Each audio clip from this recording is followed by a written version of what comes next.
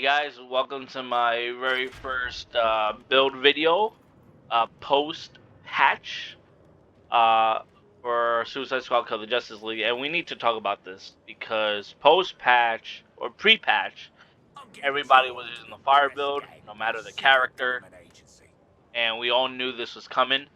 The fire build was doing billion damage because there was a bug in the scaling, and now it does a whopping 300 damage to 500 damage per tick. And it's just not viable right now. So I did a lot of theory crafting, a lot of testing. I was getting frustrated because it was like, how do I make this? How do I make a new build work where Fire got debuffed? You know, the Penguin set is alright, but Freeze, nobody's really using Freeze. And then you have Electrify and you have Craze. I hate small So talk what they too. did with the post patch was, you know, they lowered the enemy's health, but they hit harder. So Craze is now viable, and I think Electrify was always viable, but nobody was really using it. So I was theory crafting and had to, you know, dump a lot of resources to make this new build. And I hope you guys enjoy it. I don't right now. But post pre-patch, I was at mastery level like 65, 66.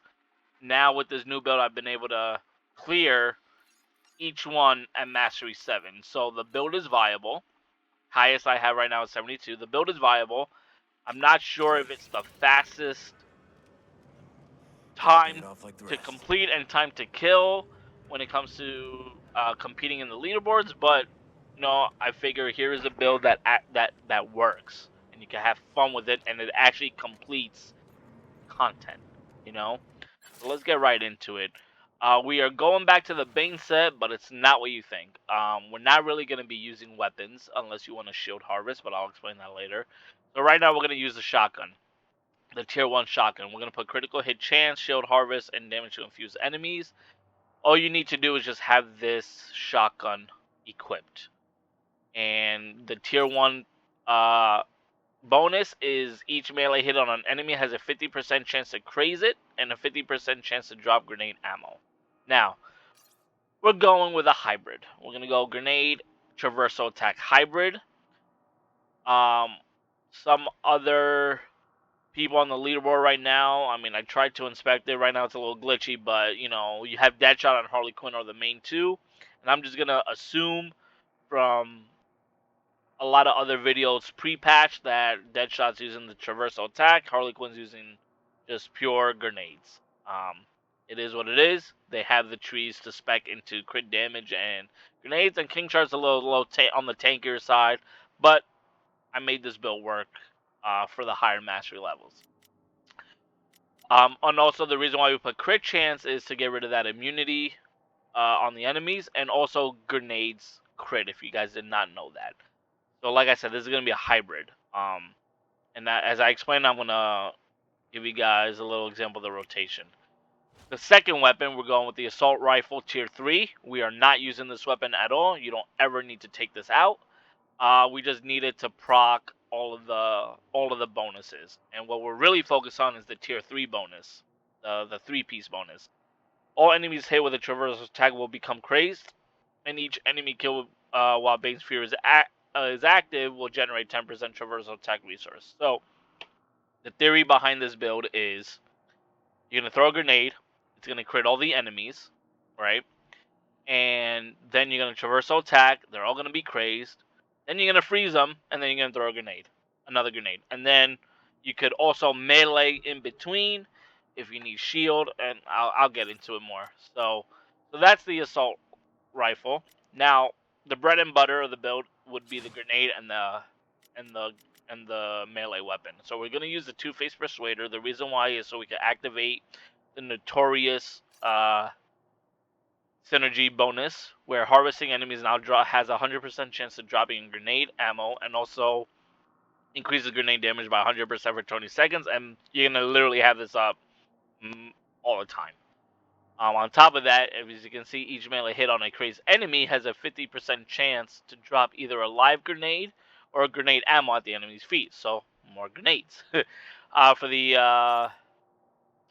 affixes or the passives. We're gonna have 5% augments, I'd rather say 5% suicide strike resource generation, 4% traversal attack resource from melee hits, and 5% shield generated on melee hit. So you're getting a bunch of you're getting shield as you melee, and you're also gonna get shield as you throw as your grenades hit. So, and we're gonna put defreeze. So basically once you craze them, you're gonna freeze everybody. The freeze does not override the craze, as I've seen it. It hasn't done that. I've tested it. Um, so you're gonna craze them, then you're gonna freeze them, and then you're gonna drop another grenade, and everything just explodes. So we're gonna go with the tier 3 grenade. It's a cluster bomb, which is fantastic because it'll just hit everything. And we're gonna put explosion radius. And here's where we're going to get a lot of traversal attack resource and shield. We're going to get the 2% shield generated for each enemy hit with a grenade. So the cluster, that's one hit. Then the grenade itself hits. Then it goes into a cluster. And each of those clusters will generate shield and generate traversal attack resource.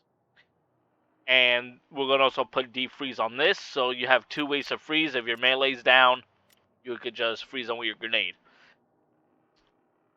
Alright. Then we're gonna go with the turtle shell. They kind of nerfed this a little before. Whenever you use your traversal attack, you gained 100% damage reduction for 5 seconds, but they went from 100% to 90%. But again, it's not that big of a deal because you're really not gonna be dying. We're gonna go with critical hit chance, damage reduction, and electrified resistance because I hate being electrified. And yeah, and then I have the master version, 3500 shield capacity. We're going to still use the turtle still force conduit because at 10 stacks you're going to get 500% damage bonus. As you're moving, we're always going to be moving, so that also procs with your grenades. Damage to grunts, damage to brutes, and then here we're going to do the 45% damage to enemies that are within 5 meters of you because you're going to be up close and personal. For the neck, we're going to go with Hugo Strange. I will give you the alternative, but right now this is pretty good because we're going to be crazing enemies, a lot of enemies. You're going to be immune to the enemies that are crazed. And so after afflicting 5 enemies with the same affliction, you are now immune to damage from enemies afflicted with that specific affliction for 20 seconds. For the augments, electrify resistance, damage reduction from brute enemies, and then 15% affliction passive resource buildup for your melee every time you use the defreeze affliction strike. The reason why I chose Hugo Strange is because if you look at the synergy bonus, each time you craze an enemy, you gain 50% damage increase for 30 seconds up to a maximum of 250%. This also helps with your grenades as well. And you're going to have this up most of the time, if not the entire time. And for the final, for the Lucky Charm, where you're going to use the Bane Lucky Charm, we're going to put Grenade Pickup Radius, Electrified Resistance, and Shield Regenerated on critical hit, which also stacks with the Bomb, which Shield Generated for each enemy hit with a grenade, and it also, the grenade crits. Now, if you don't have Hugo Strange or the Bane's Fury, I would swap. Well, if you don't have Hugo Strange, I would swap it out with. Where is it? Right here, the Bane 3, Titan's Tolerance, and I would swap this out with.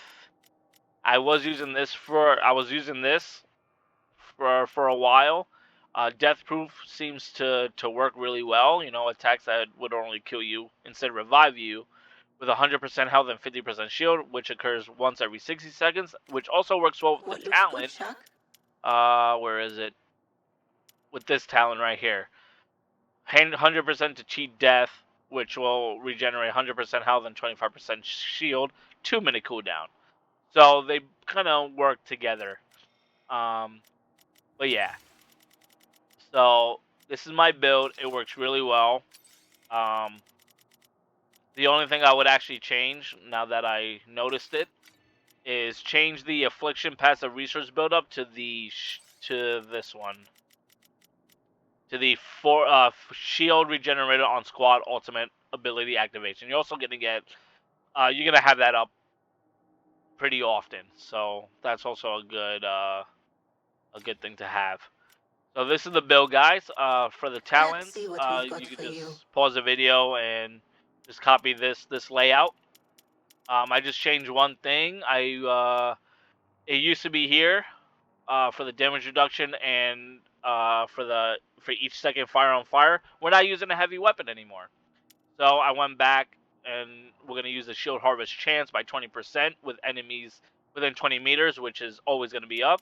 You have the shotgun, which has a 15% chance on shield harvest chance, so that's 15 plus 20 is 35, plus the extra 14 or 15% when you have a max roll, 50% chance to shield harvest every time you shoot. So it works pretty well. For the squad skills, the only thing you got to really focus on is right here. Just max this out for the critical hit chance. Right now, I just have everything on the experience gain so I can level up faster. Damage reduction from brutes and grunts, and traversal attack resource generation, suicide strike resource generation, squad ultimate resource generation. I would probably put points into here, and then all your damage to brutes and damage to grunts. Also damage to the infused enemies as well. And that's it for the build, guys. I hope you guys test it out. Hope you guys like it. Let me know what you guys think. Let me know how I could improve on this too. I don't see many King Sharks, pre-patch or post-patch, but everybody's on the Deadshot Harley Quinn train. But yeah, King Shark Nation. Catch you guys on the next one.